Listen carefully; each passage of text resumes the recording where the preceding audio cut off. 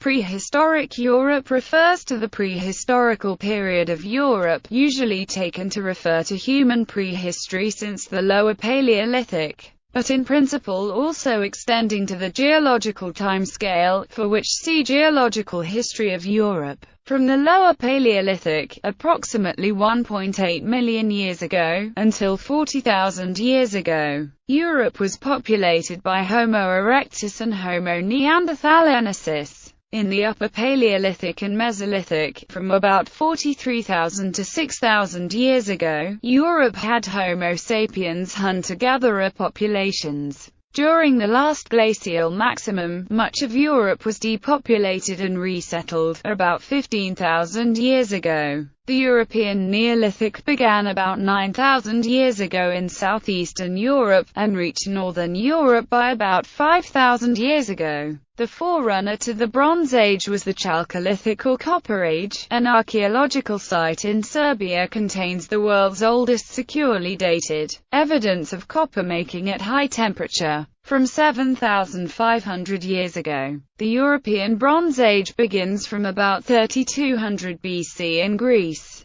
The European Iron Age begins from about 1200 BC, spreading to northern Europe by 500 BC. During the Iron Age, Europe gradually enters the historical period. Literacy came to the Mediterranean world from as early as the 8th century BC, but northern Europe, including northern Russia, remained in the prehistoric period until as late as the Middle Ages, around AD 1200. Around that date, Swedish and German expansion in the Northern Crusades brought the lands of the eastern Baltic into the historical record, while present-day northern Russia entered the historical record as a result of Russian expansion northward under the Novgorod Republic. Thus, much of Europe was in a stage of proto-history for a long period.